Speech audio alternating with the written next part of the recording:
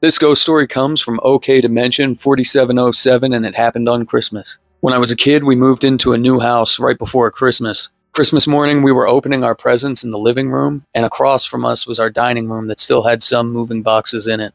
As we're opening presents, we start to hear a knocking coming from the ceiling in the dining room across from us. So we all stopped and we tried to listen to what was making this sound. But when we stopped, it stopped, so we would go back to unwrapping presents, and then it would happen again. This happened 3 or 4 times. So my dad, trying to be funny, he stood on a chair in the living room and knocked back at the ceiling.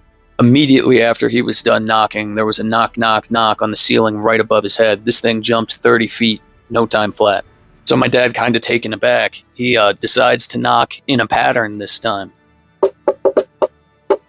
And I shit you not, that pattern was knocked right back to him. So the smile had left his face, and he looked determined, and he knocked on the ceiling again in a new pattern.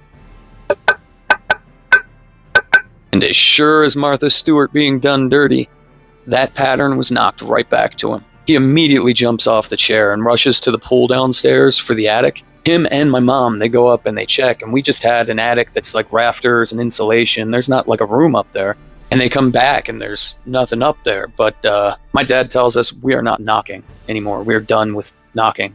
So we did what he said and we ignored it. And it continued for a couple months here and there. But eventually it totally went away. That was a pretty fun ghost story that I could see actually happening. Again, it's from OK Dimension 4707. Do you have a ghost story you would like to tell?